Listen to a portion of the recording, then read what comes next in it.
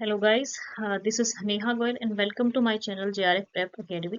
सो आज फिर से हम जुड़े हैं यूपीएचईएससी का जो एग्जाम हुआ था उसके महत्वपूर्ण प्रश्न हम करने वाले हैं आज फिर से। तो क्लास में अंत तक बने रहिएगा और क्लास को लाइक और शेयर कर दीजिएगा अपने फ्रेंड्स के साथ, ताकि उनको भी पता लग पाए कि यूपीएचईएससी का जो एग्जाम हुआ था उसमें कैसे क्वेश्चंस आए थे और हम एक्सपेक्ट कर पाए कि यूजीसी नेट का जो एग्जाम होने वाला है जून में और ये जो यूपी जीडीसी का एग्जाम होने वाला है, तो 31 मई को आपका यूपीजीडीसी का एग्जाम होने वाला है। पहले यूपीजीडीसी का ही एग्जाम होगा, तो सभी के लिए बहुत ज्यादा इंपॉर्टेंट क्लास होने वाली है। क्लास में अंत तक बने रहिएगा। यूपीजीडीसी, यूपीएचईएससी और यूजीसी नेट एजुकेशन की प्रिपरेशन करने के लिए आप मेरे साथ जुड़ते हैं और हमारी डेली क्लासेस होती हैं। तो चैनल से जुड़ जाइएगा और सेशन को लाइक जरूर से कर दीजिएगा, अपना फीडबैक भी दीजिएगा क्लास के अंत में। चलिए तो पहला क्वेश्चन देखते हैं, ज्यादा समय नहीं खराब करते हुए। आपका थ्योरी ऑफ सोशल मूवमेंट की गई है, साथ ही साथ इसका कोर आइडिया आपको दिया गया है। तो रिलेटिव डेप्रिवेशन थ्योरी है, रिसोर्स मोबिलाइजेशन थ्योरी है, स्ट्रक्चरल स्ट्रेन थ्योरी है और न्यू सोशल मूवमेंट थ्योरी है। चार ऑप्शंस आपके पास है, फटाफट से एक एजुकेटेड गैस लगाइएगा। Social movement arise due to perceived gap between expectation and reality, emphasize on organizational resources and leadership, social strain and breakdown of social equilibrium led to collective action, और social movement linked to post-industrial issues like identity and environment। यह रहा question Hindi में। सापेक्ष वंचना सिद्धांत है, संसाधन संकुलन सिद्धांत है, संरचनात्मक तनाव सिद्धांत है और नवीन सामाजिक आंदोलन सिद्धांत है। तो बाय मिस्टेक मुझसे शायद ऐसा हुआ है कि ये जो क्वेश्चन है ये बाय मिस्टेक जो है सही आंसर आपको यहाँ पर दिख रहा होगा। देखिएगा, सापेक्ष वंचना सिद्धांत क्या होता है। इसका मानना है कि सामाजिक आंदोलन अपेक्षाओं और वास्तविकता के बीच अनुभव किए गए अंतर के कारण उत्पन्न होते हैं। तो ये बिल्कुल सही दिया हुआ है, सही मैच है ये।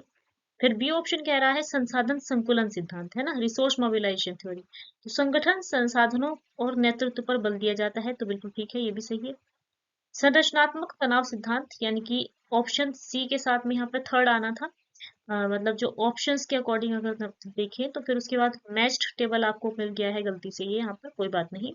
तो संरचनात्मक तनाव सिद्धांत क्या है, सामाजिक तनाव और सामाजिक संतुलन के विघटन से सामूहिक क्रिया उत्पन्न होती है, तो ये भी बिल्कुल सही मैच है। और आपका नवीन सामाजिक आंदोलन सिद्धांत क्या कहता है, सामाजिक आंदोलन पर औद्योगिक मुद्दों जैसे पहचान और पर्यावरण से जुड़े होते हैं, तो ये भी बिल्कुल सही है। तो ऑप्शन ए यहाँ पर सही हो जाएगा, ठीक है।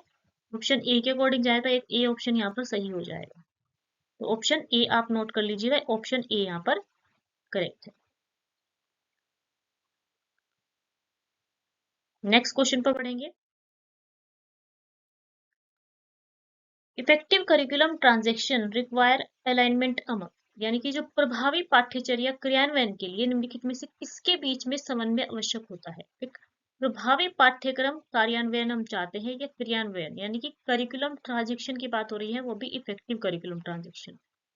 इफेक्टिव करिकुलम ट्रांजेक्शन रिक्वायर करता है क्या, क्या केवल संरचनात्मक और राजनीतिक विचारधारा, यानी कि आपका इंफ्रास्ट्रक्चर और political ideology only, only word दिया हुआ है यहाँ पर, इस पर फोकस कीजिएगा। अधिगम उद्देश्यों, शिक्षण रणनीतियों और मूल्यांकन विधियों के बीच समन्वय, तो ये स्टेटमेंट बिल्कुल सही है, सही साउंड कर रहा है। बाकी ऑप्शंस देखेंगे। मूल्यांकन के बिना शिक्षक की स्वायत्तता, यानी कि टीचर्स ऑटोनॉमी विदाउट एवेल्युएशन, तो ये गलत है ना। विदाउट एवेल्युएशन नहीं, इवेल्युएशन के साथ ही और टीचर को जो है ऑटोनॉमी दी जाती है।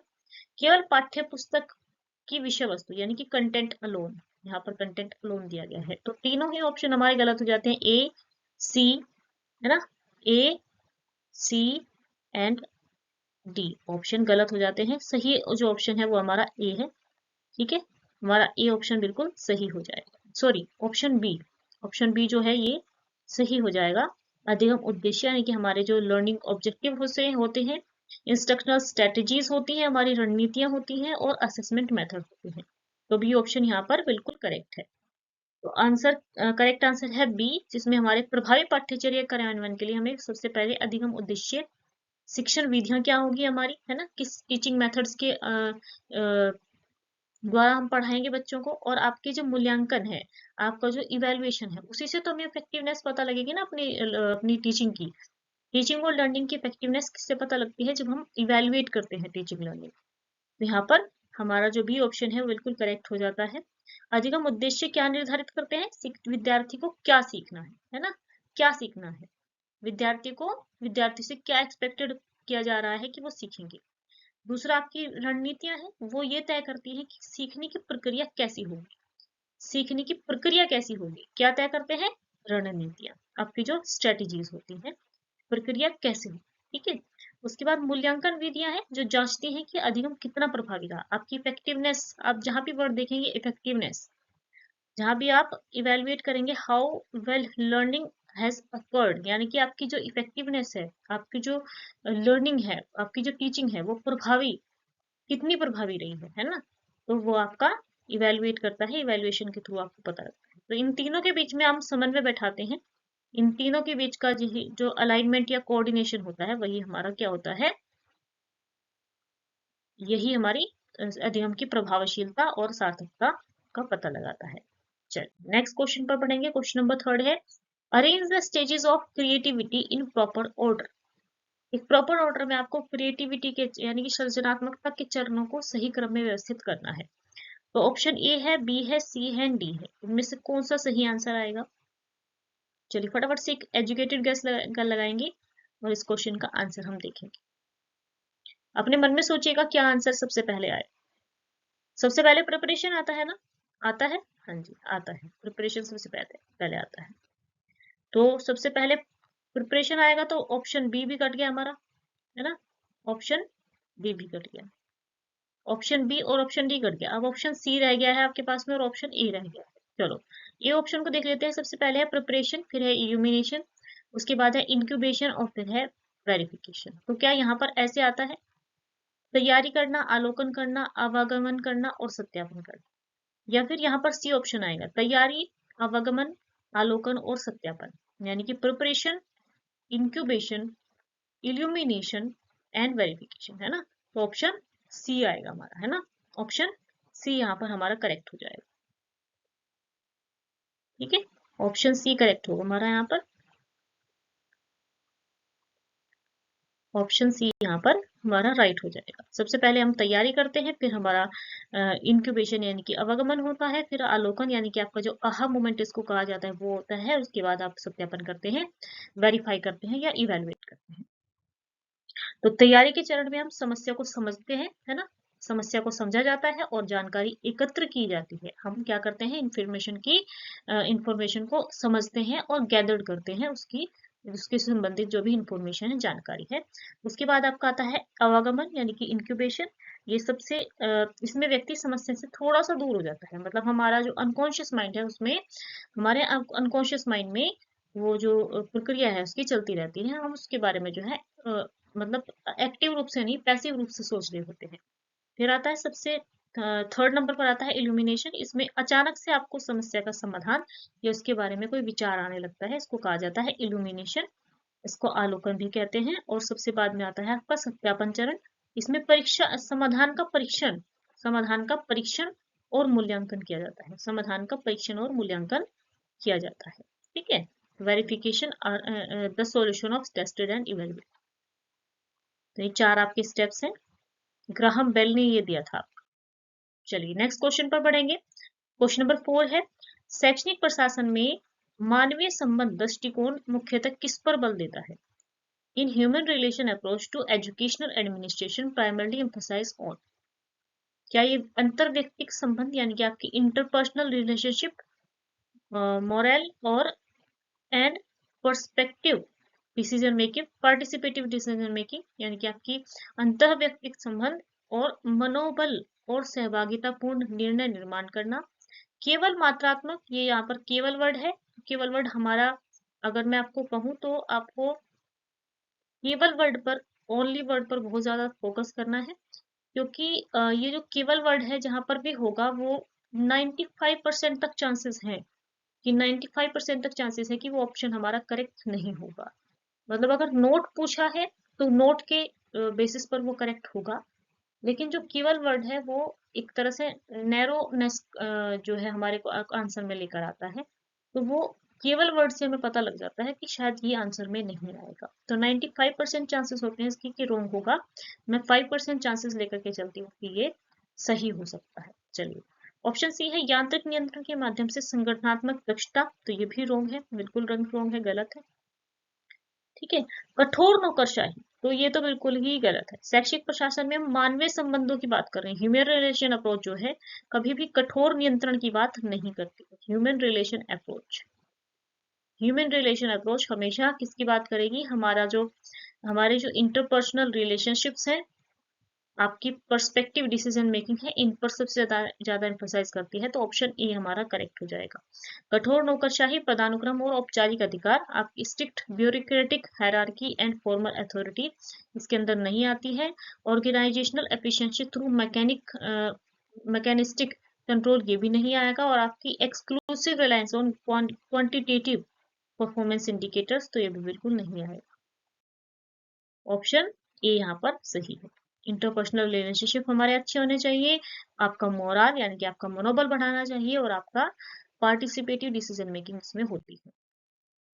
तो आपसे रिक्वेस्ट है मेरी, या फिर आपको मैं कहूँ कि आप लोगों को जुड़े रहना है चैनल के साथ में। आपके बहुत सारे महत्वपूर्ण सेशंस आने वाले हैं, तो चैनल के साथ आप जुड़े रहिएगा। चैनल को सब्सक्राइब कर दीजिएगा, वीडियो को लाइक कर दीजिएगा, और चैनल को जैसे ही आप इस वीडियो को शेयर करेंगे अपने फ्रेंड्स के साथ में, तो उनको भी पता लग पाएगा कि हाँ, एक चैनल ऐसा भी है जहाँ पर फ्री ऑफ कॉस्ट आपको क्लासेस दी जा रही हैं। तो हर तरह से आपकी तैयारी कराई जाएगी। जितने भी यूपी जीडीसी के एग्जाम हो चुके हैं, यूपी एचईएससी के एग्जाम हो चुके हैं, उनको हम सोल्व करने वाले हैं। यूजीसी नेट को हम देखने वाले हैं। तो यूपी जीडीसी का 2018 वाला 2021 वाला जो पेपर हुआ था, उसको हम सोल्व करेंगे अभी, क्योंकि यूपी जीडीसी का भी फोकस है हमारा। तो वो यूजीसी नेट के पर्सपेक्टिव से भी आपका इंपॉर्टेंट रहने वाला है, और यूपी जीडीसी का जो एग्जाम होने वाला है उसके पॉइंट ऑफ व्यू से भी वो इंपॉर्टेंट रहने वाला है। तो दोनों पेपर सब इसके बाद हम सोल्व करने वाले हैं।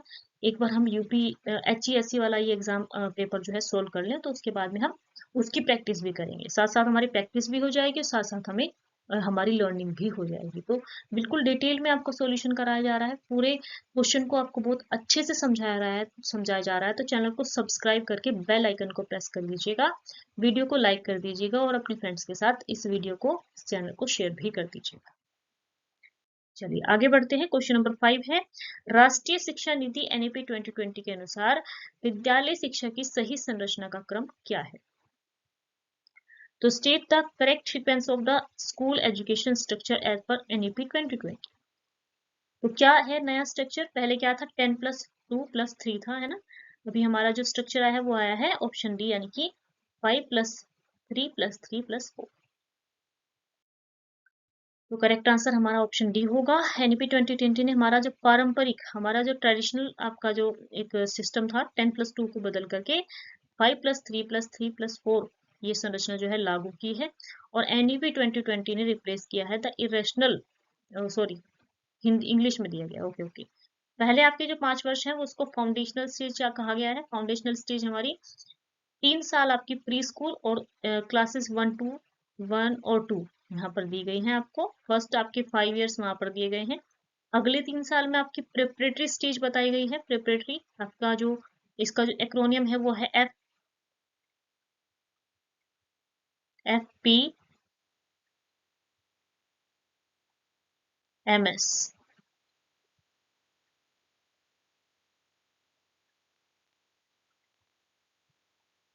तो इसको याद रखिएगा, इस एक्रोनियम को याद रखिएगा, लर्न कर लीजिएगा इसको। ठीक है, तो फाउंडेशनल स्टेज है आपकी पहली 5 साल। इसमें पहले आपकी प्री स्कूल जैसे आंगनवाड़ी है ना, LKG UKG आएंगे। उसके बाद आपका क्लासेस 1 और 2 आएगी। फिर उसके बाद आपके 3 साल इसमें दिए जाएंगे, जिससे कक्षा 3 से 5 तक आपको कैटर किया जाएगा।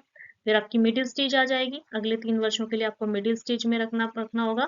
तो मिडिल स्टेज आपकी कौन सी होती है? कक्षा 6 से कक्षा 8 तक की, जिसमें आपके 3 ईयर्स होंगे, है ना। और आपका अंतिम जो होगा वो होगा आपका सेकेंडरी स्टेज, जिसको सेकेंडरी स्टेज को इन्होंने कहा है कि क्लास 9 से लेकर के 12 तक के बच्चे सारे होंगे, इसको सेकेंडरी स्टेज कहा जाएगा। तो 4 स्टेजेस इन्होंने बताई हैं, 5+3+3+4। Consider the following statements. यहाँ पर आपको कुछ स्टेटमेंट्स दी गई हैं। Creative common license allow varying degrees of reuse and distribution of educational resources. सही है। MOOCs are typically restricted to small close group for learners.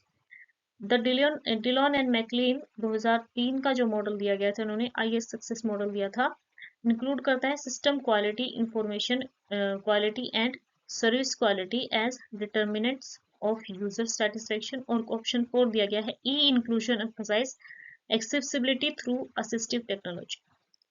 तो which of the following statements are correct? कौन से statements यहाँ पर correct होंगे? सोचिएगा, फटाफट से सोच लेंगे।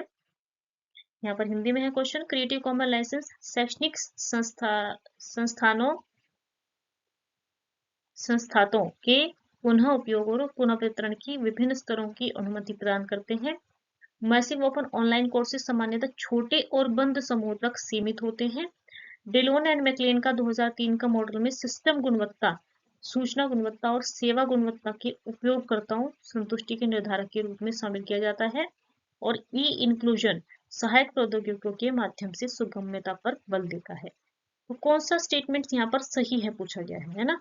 सही कौन कौन से स्टेटमेंट है? जो गलत लग रहा है उसको देख लेते हैं हम, इसको एलिमिनेट कर देंगे। यहाँ पर आपका जो मैसिव ओपन ऑनलाइन कोर्सेज मूक के बारे में जो कहा गया है वो बिल्कुल गलत है, क्योंकि सामान्यतः छोटे और बंद समूह तक सीमित होते हैं। ये स्टेटमेंट हमारी रॉन्ग है ना? ये स्टेटमेंट हमारी रॉन्ग है। बाकी तीनों ही ऑप्शन आपके ठीक है। ऑप्शन फर्स्ट भी ठीक है, ऑप्शन सेकंड भी ठीक है, और आपका ऑप्शन थर्ड भी ठीक है। तो option first, third and fourth, ये ऑप्शन यहाँ पर राइट हो जाना चाहिए। हाँ जी, ये ऑप्शन यहाँ पर आपका सही है, बिल्कुल ठीक है। तो क्रिएटिव कॉमन लाइसेंस अलाउ करते हैं varying degrees of reuse and distribution redistribution of educational resources. ये करेक्ट है आपका। CC लाइसेंस प्रोवाइड करता है सम राइट रिजर्व, है ना, some right reserve ranging from permissive CC/BY, and सबसे ज्यादा जो रिस्ट्रिक्टिव होता है वो होता है CC/BY, NC एंड ND, है ना। CC/BY यानी कि आपका क्वालिटिव कॉमन, BY का मतलब होता है एट्रीब्यूट देना, नॉन कमर्शियल यानी कि NC, और नॉन डेरिवेटिव आपका रिस्ट्रिक्टिव होता है। और ये आपका CC/BY जो होता है परमिसिव होता है, ठीक है। रिस्ट्रिक्टिव कौन सा होता है? CC/BY, NC और ND, ठीक है।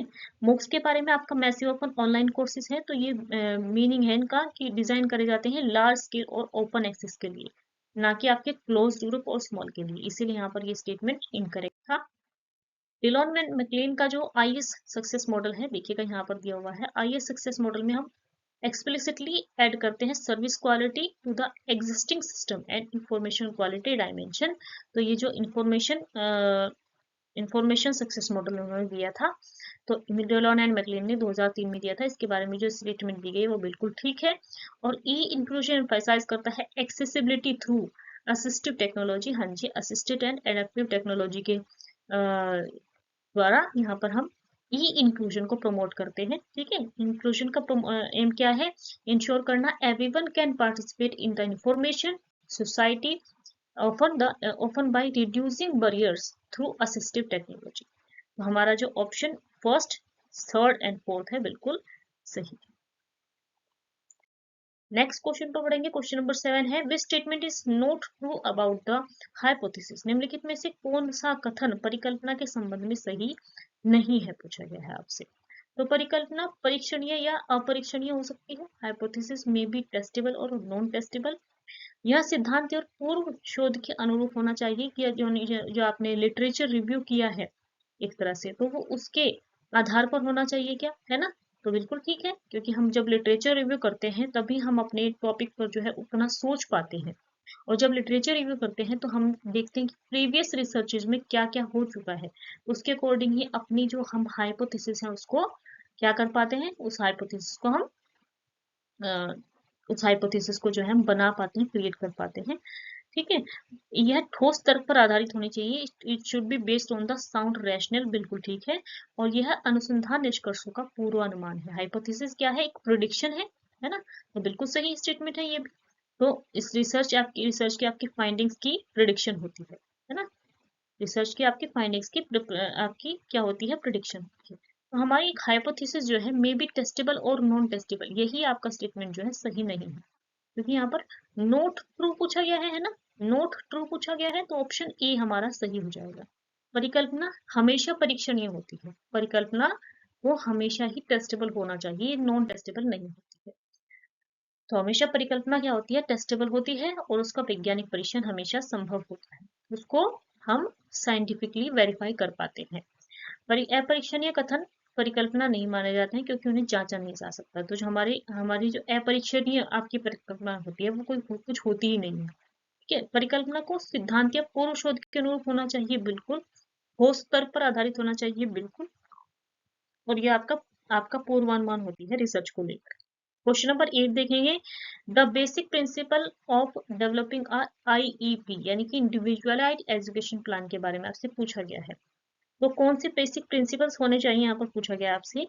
सेंटर्ड अराउंड एजुकेशनल नीड्स, तो बिल्कुल ठीक है। Classroom interaction teacher student only, only word यहाँ पर भी आया है, ओनली वर्ड के अकॉर्डिंग ये थोड़ा सा सोचने का विषय है। फिर हमारा जो ऑप्शन थर्ड है ये ठीक है ना, ये है student student interaction are not evaluated, not evaluated, हाँ ठीक है, बिल्कुल ठीक है, ठीक है। ऑप्शन थर्ड आएगा। The students attitude and skills for inclusion matters, ठीक है, ये भी सही है ना। चलो, approaches to meet the educational needs for effective. Question option 6 देखते हैं। Strength based collaboration is done with the resourceful services provide teammates, तो ये भी ठीक है। हमारा जो ऑप्शन फर्स्ट है, थर्ड है, फोर्थ है और सिक्स है। Option first, third, fourth and six है कहीं पर।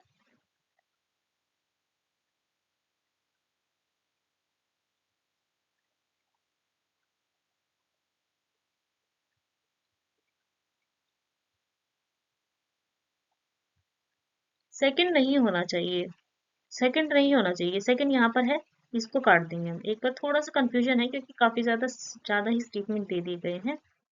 यहाँ पर भी सेकंड है, ये कट जाएंगे। तो हमारा फर्स्ट फोर्थ, थर्ड भी नहीं आएगा भाई, थर्ड भी नहीं आएगा, ठीक है, थर्ड भी नहीं आएगा। आपका कौन सा ऑप्शन यहाँ पर आने वाला है, थोड़ा सा कंफ्यूजिंग है क्वेश्चंस। आई थिंक मैंने हिंदी नहीं शो किया है इसका। सी ऑप्शन इसका करेक्ट होगा यहाँ पर, क्योंकि हमने सेकंड स्टेटमेंट को काट दिया है। तो first, fourth, fifth and six आपका आंसर होने वाला है, ठीक है। एक बार देखेंगे क्वेश्चन को, हिंदी में भी देखेंगे। अभी थोड़ा सा कंफ्यूजन हिंदी की वजह से हुआ है। शैक्षिक आवश्यकताओं पर केंद्रित होता है हमारा इंडिविजुअलाइज एजुकेशन प्रोग्राम, तो हाँ बिल्कुल ठीक है। कक्षा में केवल शिक्षक शिक्षार्थी की अंतःक्रिया नहीं, विद्यार्थी विद्यार्थी अंतःक्रिया का मूल्यांकन नहीं किया जाता, तो ये स्टेटमेंट भी रोंग हो जाती है। दोनों ठीक, दोनों गलत है, ठीक है, सही कर सही है ये। समावेशन के लिए विद्यार्थी का दृष्टिकोण और कौशल महत्वपूर्ण है, हाँ जी बिल्कुल। बच्चे की स्किल्स और बच्चे के एटीट्यूड का प्रभाव पड़ता है हमारे समावेशन पर, ठीक है। तो ऑप्शन ए, ऑप्शन फोर्थ, और शैक्षिक आवश्यकताओं को पूरा करने के लिए उपयुक्त दृष्टिकोण अपनाए जाते हैं, तो बिल्कुल ठीक है। और अन्य विशेषज्ञों सेवा प्रदाताओं के साथ सामर्थ्य आधारित सहयोग किया जाता है, तो ये बिल्कुल ठीक है। ऑप्शन सी यहाँ पर करेक्ट होना चाहिए, ऑप्शन सी यहाँ पर बिल्कुल करेक्ट है, ठीक है।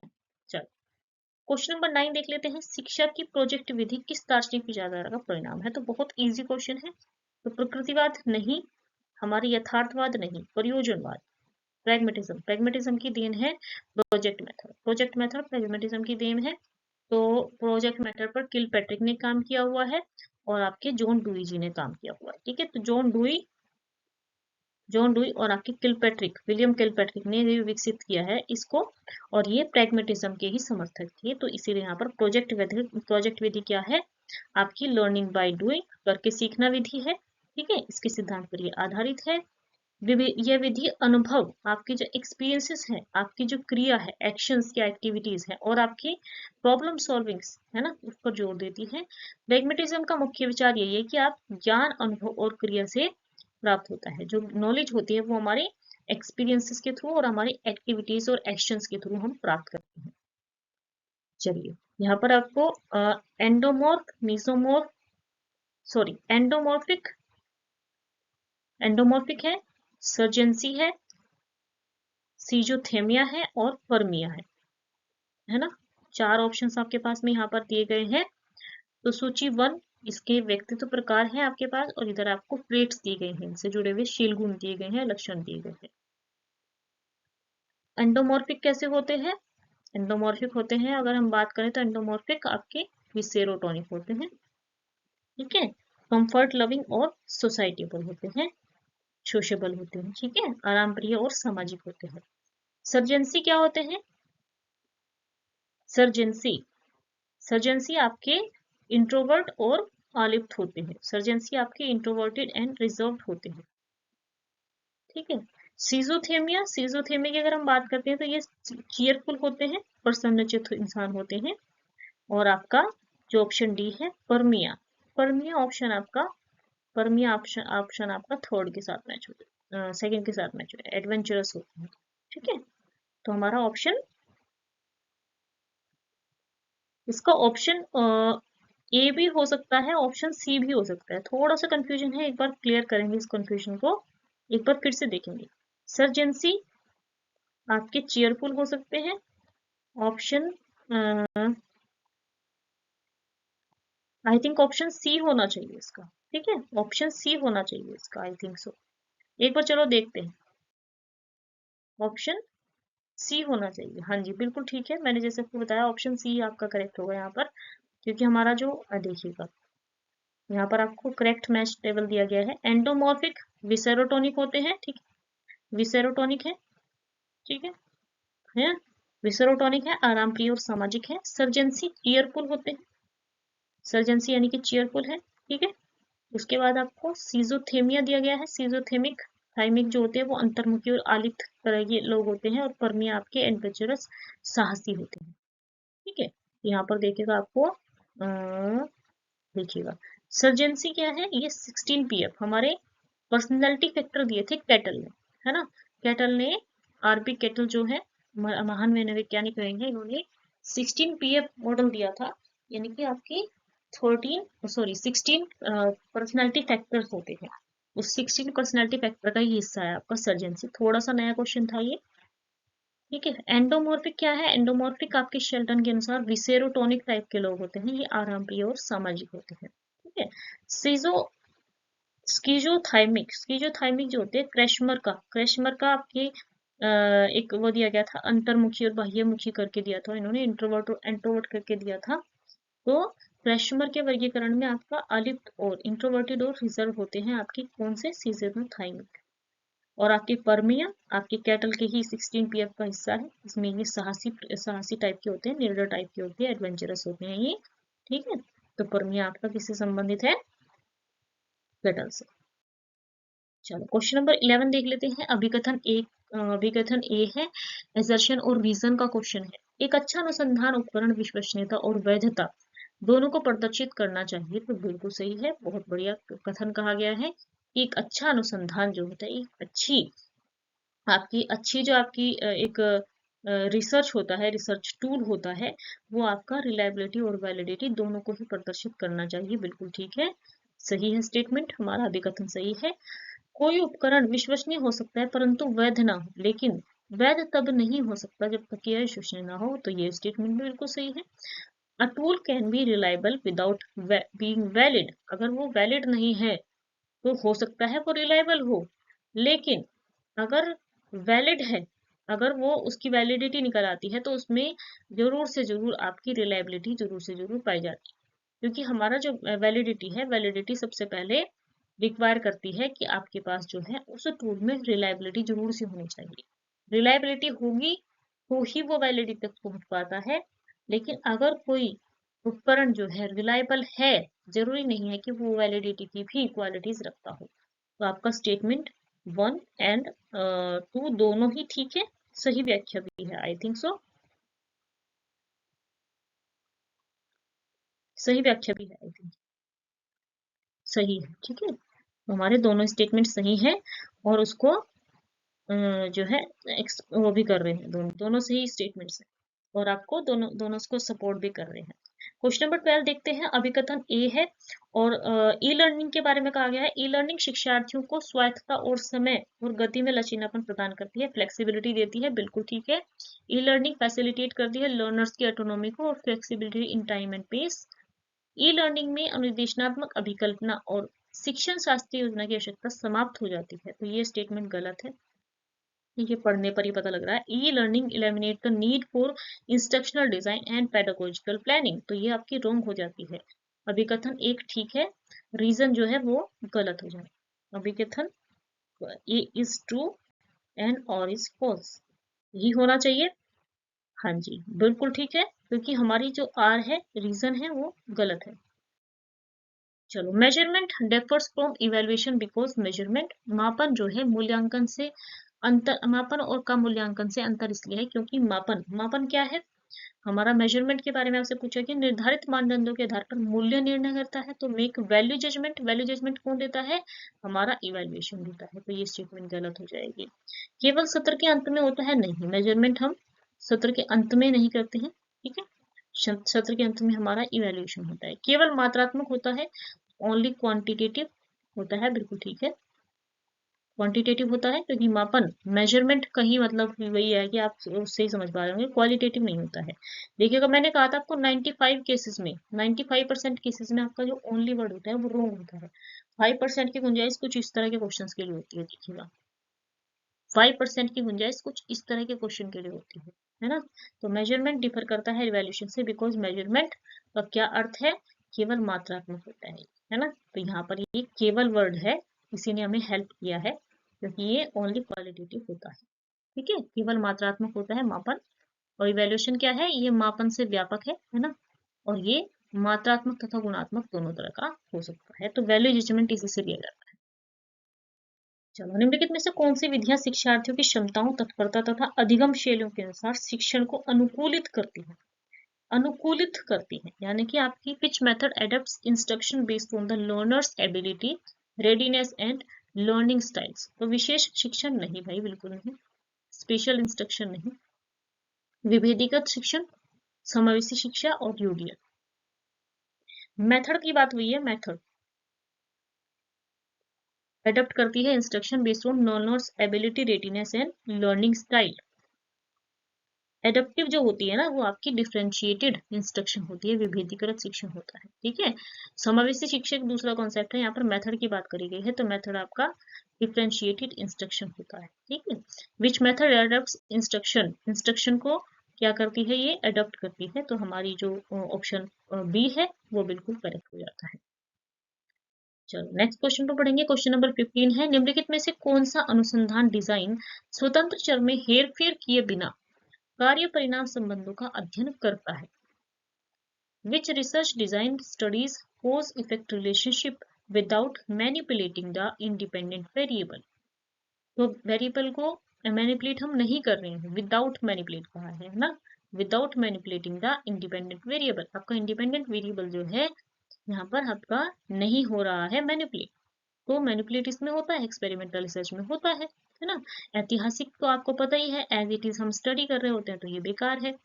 आपका आपका एथनोग्राफिक हमारी कल्चर की स्टडी करता है, तो इसमें जो हमारा ऑप्शन है वो हो जाएगा क्या, पश्चात कारक, यानी इसको एक्सपोस्ट फैक्टो रिसर्च कहा जाता है, एक्सपोस्ट फैक्टो अनुसंधान कहा जाता है, ये हमारा क्या हो जाएगा, राइट आंसर हो जाएगा। इसमें हम इंडिपेंडेंट वेरिएबल को मैनिपुलेट नहीं करते हैं, एज इट इज स्टडी करते हैं। एक्सपोस्ट फैक्टो का मतलब होता है जब हम किसी अभी बिल्कुल रिसेंटली किसी घटना के घटने पर हमने जो है कोई स्टडी करी है, जैसे अभी एक क्रूज जबलपुर में एक जो है एक नौका डूब गई, तो हम उसके कारणों का पता लगाना चाहते हैं कि क्या कारण रहे हैं, तो इंडिपेंडेंट वेरिएबल हम मैनिपुलेट नहीं कर सकते वहां पर क्योंकि वो घटना वहीं पर हो चुकी है।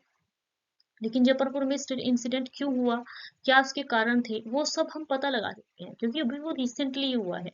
इस ऐसी तरह की स्टडीज को ही कहा जाता है एक्सपोस्ट फैक्टर स्टडीज। अगर मैं चाहूँ करना तो मैं वहां पर जाऊंगी, वहां से सारा कुछ डेटा वगैरह जो है कलेक्ट करूंगी सभी से, जो लोग भी उसके जो लोग भी उस इंसिडेंट को देख रहे थे या फिर जो लोग भी उसमें से बचे होंगे या जो कुछ भी है, मतलब जिसके भी घर वाले वहां पर मौजूद होंगे, कुछ भी होगा एक्स वाई से, जो भी कारण है मैं उसमें इंडिपेंडेंट वेरिएबल को जो है मैनिपुलेट नहीं कर सकती हूँ, क्योंकि जो घटना घट चुकी है उसको हम इंडिपेंडेंट वेरिएबल को वहां पर मेजर कर सकते हैं, देख सकते हैं, लेकिन वहां पर हम इंडिपेंडेंट वेरिएबल को जो है मैनिपुलेट नहीं कर सकते, तो उस घटना को हम एज इट इज स्टडी करते हैं जैसे वो घट चुकी एक्सपोस्ट फैक्टर जो होता है वो उसमें स्वतंत्र चर का कोई हेरफेर नहीं किया जाता है, वह घटनाएं जो पहले से घट चुकी होती है। ये आपका कई बार आप स्टूडेंट जो है क्या करते हैं, एक्सपोस्ट फैक्टर को हिस्टोरिकल रिसर्च से थोड़ा सा कंपेयर करके देखते हैं, कहते हैं हिस्टोरिकल रिसर्च भी तो ऐसी ही है, लेकिन नहीं। हिस्टोरिकल रिसर्च जो होती है वो आपकी ज्यादातर आपके सेकेंडरी डेटा पर बेस्ड होती है। यहाँ पर आप प्राइमरी डेटा ही लेते हैं। इन एक्सपोस्ट फैक्टर में प्राइमरी डेटा पर ही रिलाई करती है आपकी रिसर्च, क्योंकि जो घटना हो चुकी होती है उसको हम जो है जो घटना अभी रिसेंटली घटी है उसके इफेक्ट को हम देखना चाहते हैं। चलो, गार्डनर के बहुबुद्धि सिद्धांत और स्टर्नबर्ग के त्रियामी सिद्धांत में क्या भेद है? सही भेद क्या है? Which statements correctly differentiate Gardner's multiple intelligence? तो याद रखिएगा गार्डनर ने क्या दिया है, मल्टीपल इंटेलिजेंस दिया है। और स्टर्नबर्ग का ट्रायर्किक थ्योरी दिया है। स्टर्नबर्ग ने ट्रायर्किक थ्योरी दिया है जिसमें हमारी मेनली तीन आपकी जो ट्रायर्किक थ्योरी में मेनली आपके तीन कंपोनेंट आती हैं। सबसे पहला आता है एनालिटिकल, दूसरा आता है क्रिएटिव और तीसरा आता है प्रैक्टिकल। तो तीन आपके जो मेन कंपोनेंट्स हैं वो आते हैं। तो इन्होंने कहा है कि जो आपके सही भेद क्या है। चलो, तो दोनों सिद्धांत बहुबुद्धि को बहुआयामी मानते हैं कि आपकी बोथ रिजेक्ट करते हैं, नहीं मानते। ओके, नहीं मानते, रिजेक्ट करते हैं इंटेलिजेंस एज मल्टीफैक्टेड, तो नहीं, बिल्कुल गलत है स्टेटमेंट, दोनों ही आपको मानते हैं। गार्डनर विशिष्ट बुद्धि जैसे कि भाषिक स्थानिक की बात करते हैं, जबकि स्टर्नबर्ग आपके विश्लेषणात्मक सृजनात्मक और व्यवहारिक घटनाओं पर बल देते हैं। तो मैंने स्टेटमेंट आपके शुरू में ही बताई है मैंने कि आपके जो स्टर्नबर्ग है इन्होंने तीन तरह के कंपोनेंट दिए हैं, प्रैक्टिकल है ना, क्रिएटिव और एनालिटिकल, तो तीनों कंपोनेंट आपके आते हैं। और स्टर्नबर्ग ने गार्डनर की जो थ्योरी होती है वो आपकी स्पेसिफिक, आपकी डोमेन स्पेसिफिक होती है इंटेलिजेंस में, है ना, जिसमें आपकी भाषिक आती है, स्थानिक आती है, इस तरह की आपकी 9 इंटेलिजेंस इन्होंने दी है, मल्टी मल्टीपल इंटेलिजेंस दी है। ठीक है, गार्डनर विश्लेषणात्मक सृजनात्मक को व्यवहारिक पर बल देते हैं, जबकि स्टर्नबर्ग ये उल्टा दिया हुआ है, ये उल्टा दिया हुआ है ना। और आपका स्टर्नबर्ग का सिद्धांत केवल मनोमीतीय है ना। आपका स्टर्नबर्ग की थ्योरी प्योरली साइकोमेट्रिक है, तो ये भी स्टेटमेंट गलत है। ऑप्शन बी यहाँ पर करेक्ट होगा हमारा, ऑप्शन बी। ठीक है, ऑप्शन बी यहाँ पर हमारा करेक्ट हो जाएगा। चलो नेक्स्ट पर बढ़ेंगे हम। गार्डनर का बहुबुद्धि सिद्धांत में अलग अलग प्रकार की बुद्धि हैं, जैसे कि भाषिक, तार्किक, संगीत, स्थानिक, है ना, इस तरह की इन्होंने बुद्धि दी है। और स्टर्नबर्ग ने तीन मुख्य भागों में विभाजित किया है बुद्धि को, जिसको सबसे पहले कहा उन्होंने एनालिटिकल, जिसको हम बुक स्मार्ट कहते हैं, क्रिएटिव और आपका प्रैक्टिकल। प्रैक्टिकल को हम क्या कहते हैं, स्ट्रीट स्मार्ट। चल, ब्रुक एडम्स ने चक्रीय सिद्धांत के अनुसार उन्होंने सामाजिक परिवर्तन के चरणों को सही क्रम दिया है। तो सामाजिक परिवर्तन कैसे होता है, इन्होंने बेसिकली यहाँ पर ये पूछा हुआ है। ब्रुक एडम्स वगैरह सब कुछ भूल जाइएगा, बस आप सामाजिक परिवर्तन के चरणों को पर ध्यान लगाइए। सामाजिक परिवर्तन के चरण, सामाजिक परिवर्तन के चरणों को आप देखिएगा। ठीक है, साइक्लिकल थ्योरी। तो सबसे पहले क्या आएगा ऑप्शन, वाणिज्यिक संस्थाओं की व्यवस्था करना, धार्मिक संस्थाओं की व्यवस्था करना, बर्बरता की अवस्था और आपकी सैन्य अवस्था की व्यवस्था, सैन्य संस्थाओं की व्यवस्था। तो सबसे पहले आपकी बर्बरता की अवस्था आएगी, स्टेज ऑफ बर्बरिज्म। सबसे पहले नंबर आपका थर्ड आएगा, सबसे पहले नंबर पर आएगा आपका थर्ड ऑप्शन। ठीक है, सबसे पहले आपका थर्ड ऑप्शन आएगा, फिर आपकी क्या बनेगी, धार्मिक संस्थाएं बनेंगी शायद, फिर है ना, सैन्य संस्थाएं बनेंगी। आई थिंक पहले सैन्य संस्थाएं बनेंगी, फिर धार्मिक संस्थाएं बनेंगी, फिर आपकी वाणिज्यिक संस्थाएं बनेंगी। सबसे पहले थर्ड ऑप्शन आएगा, पहले हम उसके ऑप्शन देखेंगे। ओहो, यहाँ पर ऑप्शन देना भूल गई मैं। थर्ड ऑप्शन आएगा, फिर सेकंड आएगा, सबसे पहले बर्बरता आएगी। ठीक है, उसके बाद हम धार्मिक संस्थाएं बनाएंगे, है ना, धार्मिक संस्थाएं बनेंगे, रिलीजियस इंस्टीट्यूशन बनेंगे, तो बी ऑप्शन आएगा, सेकंड ऑप्शन आएगा। फिर हमारी सैन्य संस्थाएं बनेगी, है ना, सबसे पहले समाज में बर्बरता है ना, उसके बाद हम धार्मिक संस्थाएं बनाएंगे, धार्मिक संस्थाओं का विकास करेंगे, फिर हम सैन्य संस्थाएं बनाएंगे, है ना, जिससे शक्ति का केंद्रीकरण होता है। और सबसे बाद में हमारी क्या बनेगी, वाणिज्यिक संस्थाएं बनेंगी। ठीक है, तो कमर्शियल इंस्टीट्यूशन सबसे बाद में बनेगा, तो ऑप्शन सी हमारा करेक्ट हो जाता है। यहाँ पर मैं आपको ऑप्शंस देना भूल गई थी। चलिए फटाफट से हम अपनी क्लास के अंत की तरफ पहुंच रहे हैं धीरे धीरे करके, अभी दो क्वेश्चंस और बाकी हैं इसके बाद। वन क्रिटिक्यू, आज 20 क्वेश्चंस करेंगे हम total. One critique of Tyler's model of evaluation is that it is too focused on. Tyler के मूल्यांकन मॉडल की एक आलोचना यह है कि यह बहुत अधिक केंद्रित है। किस पर केंद्रित है? यह बहुत अधिक केंद्रित है किस पर? क्या ये प्रोसेस पर केंद्रित है, क्या ये सिस्टम ऑफ लर्निंग पर केंद्रित है, या फिर आपका एंड ऑफ द रिजल्ट, या फिर एंड ऑफ द एजुकेशन पर केंद्रित है, या फिर आपके अधिगम के लिए निवेश पर केंद्रित है? टायलर ने जो मॉडल दिया है, टायलर ने कौन सा मॉडल दिया है? ऑब्जेक्टिव सेंटर्ड मॉडल दिया है। किसमें दिया है? 1949 में दिया है ना? तो टायलर का जो मॉडल है, मॉडल ऑफ इवैल्यूएशन है, ये फोकस करता है किस पर? ये अधिगम की प्रक्रिया पर फोकस नहीं करता है। ठीक है, ऑप्शन ए नहीं आएगा। अधिगम की प्रणाली पर भी फोकस नहीं करता है। ये किस पर फोकस करता है? ऑब्जेक्टिव सेंटर्ड है। ऑब्जेक्टिव सेंटर्ड का मतलब क्या होता है? हम क्या कहते हैं? शिक्षा का अंतिम परिणाम। शिक्षा का अंतिम परिणाम हम चेक कर रहे होते हैं, तो ऑप्शन सी हमारे यहाँ पर बिल्कुल राइट हो जाएगा। तो ऑप्शन सी यहाँ पर सही है। शिक्षा का अंतिम परिणाम हम देख रहे होते हैं। टायलर के मॉडल में उद्देश्यों पर आधारित बताया गया है। सबसे ज्यादा इन्होंने ऑब्जेक्टिव्स पर ध्यान दिया है, उन ऑब्जेक्टिव्स को प्राप्त करने पर ध्यान दिया है। तो उसमें जो निर्धारित करे हुए आपके उद्देश्य हैं, उनकी प्राप्ति हुई है या नहीं हुई, ये पता लगाया जाता है। मुख्यतः आपके जो परिणाम है, आउटकम्स जो है, आपके जो प्रोडक्ट है, उस पर ही ये फोकस करता है, उस पर ही एम्फसाइज ज्यादा करता है। और इसकी एक आलोचना है, इसका एक क्रिटिसिज्म ये है कि यहाँ पर आपकी अधिगम की प्रक्रिया जो प्रोसेस है, उसको कम महत्व देता है ये। तो इसका सबसे बड़ा बड़ा जो डिसएडवांटेज रहा है, वो यही रहा है कि उन्होंने प्रोसेस पर फोकस ना करके प्रोडक्ट पर फोकस किया है। इसीलिए जो इनका टायलर का जो मॉडल दिया हुआ है, वो थोड़ा सा क्रिटिसाइज किया गया है। ठीक है। आधुनिक जो मूल्यांकन की प्रक्रिया है, आपके जो मॉडर्न मेथड्स हैं या फिर मॉडर्न इवेल्युएशन मेथड जो है, वो एम्फसाइज करते हैं आपकी क्रिया और परिणाम दोनों पर एम्फसाइज करते हैं। तो आपका सबसे पुराना जो मॉडल दिया था, ऑब्जेक्टिव सेंटर्ड मॉडल, टायलर ने ही दिया। चलो नेक्स्ट क्वेश्चन पर बढ़ेंगे। Which of the following are not barrier in the inclusive education?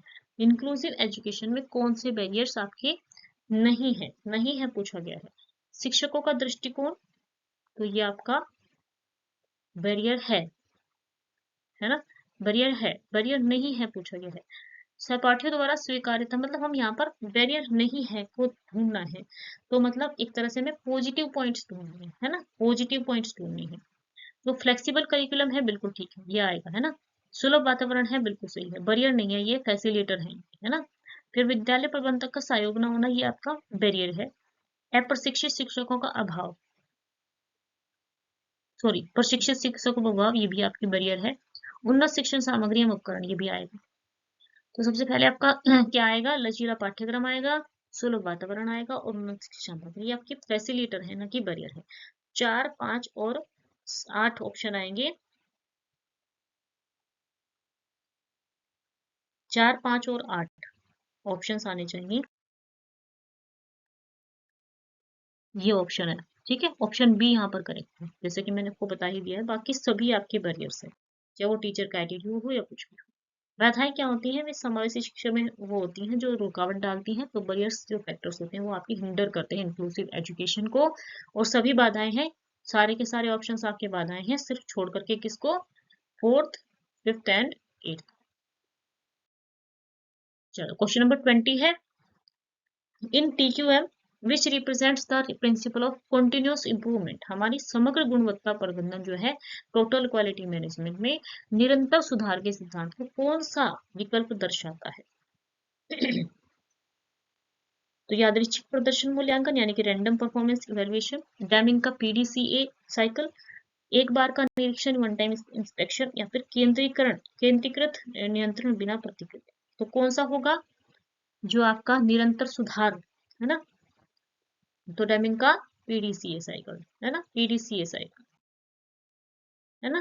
TQM में निरंतर सुधार का मुख्य सिद्धांत क्या है? PDCA cycle of Deming. PDCA चक्र में क्या आता है? Plan, do, check and act. Plan, do, check and act, यहाँ पर आपका जो साइकिल है वो फॉलो होता है। यह एक सतत प्रक्रिया है, क्योंकि इसमें बार बार सुधार करने का मौका हमें मिलता है। और ये अन्य विकल्प स्थायी और एक बार की प्रक्रिया को दर्शाते हैं, तो भी TQM के अनुरूप नहीं है, इसलिए वहां पर सारे ऑप्शंस गलत थे। सिर्फ PDCA साइकिल सही था। तो आप लोगों को चैनल को सब्सक्राइब कर लेना है, बेल आइकन को प्रेस कर लेना है, और लाइक बटन को जो है दबा देना है एक बार फिर से, क्योंकि सेशन बहुत अच्छा लगा हो तो लाइक जरूर से करेंगे और सपोर्ट करेंगे चैनल को। जितने भी स्टूडेंट्स अब जुड़ पाए वो जुड़ेंगे मेरे साथ। यूपी जीडीसी का एग्जाम दे रहे हैं, यूपी एचजीएससी का एग्जाम देने वाले हैं, बीएड का जो एग्जाम होने वाला है 107 पोस्ट निकली है जिसके लिए, तो उसके लिए भी हमारी कक्षाएं जो है महत्वपूर्ण होने वाली हैं। और आपका यूजीसी नेट के लिए तो हम प्रिपेयर कर ही रहे हैं। ठीक है, तो चैनल को सब्सक्राइब कर दीजिएगा, बेल आइकन को प्रेस कर लीजिएगा ताकि आपसे आने वाली वीडियोस मिस ना हो, आने वाले सेशंस मिस ना हो। जल्दी ही आपकी लाइव क्लासेस भी हो करेंगे, तो उसमें आप लाइव इंटरेक्ट कर पाएंगे हमारे साथ। लाइक कर देंगे सेशन को ताकि और भी स्टूडेंट्स को फीडबैक मिल पाए, और शेयर कर देंगे अपने दोस्तों के साथ ताकि उन लोगों को भी पता लग पाए कि हाँ फ्री में तैयारी हो रही है, तो आप लोगों को जरूर से लाभ लेना चाहिए। चलिए फिर मिले हैं नेक्स्ट सेशन में, तब तक के लिए नमस्कार सभी को। Best of luck for the your exams. जितनी भी एग्जाम्स के लिए आप प्रिपेयर कर रहे हैं वो आपके लिए अ, अच्छे जाए, आपका रिजल्ट अच्छा है, इसी शुभकामनाओं के साथ सेशन को एंड करेंगे। नमस्कार सभी को, गुड आफ्टरनून।